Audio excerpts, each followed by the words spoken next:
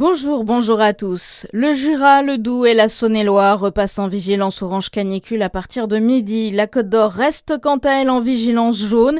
Elle est cependant placée en vigilance élevée pour les feux de forêt. Les pompiers du Jura en Gironde pour lutter contre la reprise du feu. 2 officiers sont arrivés sur place lundi.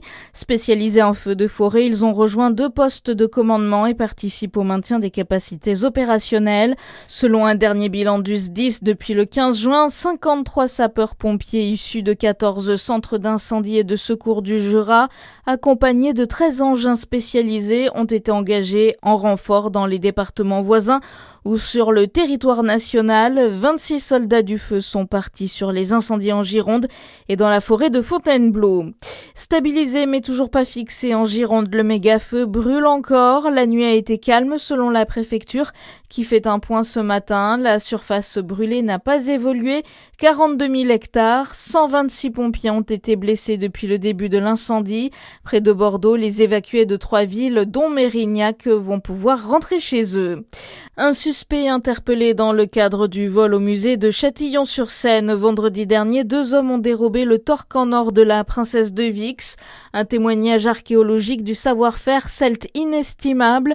Le parquet de la juridiction interrégionale spécialisée de Nancy en charge de l'enquête a annoncé hier avoir interpellé un premier suspect âgé de 20 ans.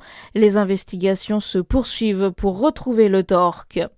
Les parlementaires en vacances, Lionel Duparé va partir à la rencontre des habitants et élus de la 5e circonscription de Saône-et-Loire. Une façon de rester connecté au territoire selon l'élu, au micro de Charlie Chevasson. Tout cet été, bien entendu, je vais faire toute ma tournée des communes. J'en ai une bonne cinquantaine, plus de 50 à faire. Et donc je vais aller à la rencontre des maires, des élus, mais aussi du territoire et de celles et tous ceux qui me sollicitent.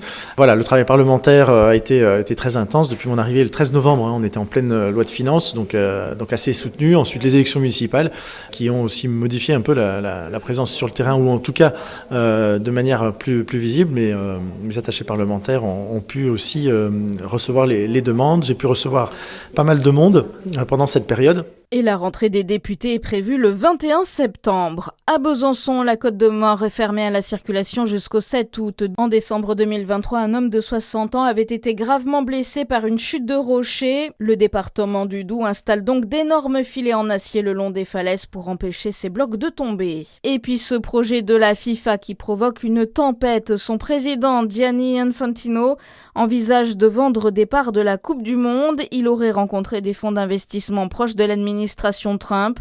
L'UEFA, l'instance européenne, dénonce le projet et prévoit une réunion d'urgence cette semaine. À suivre votre météo sur Fréquence Plus.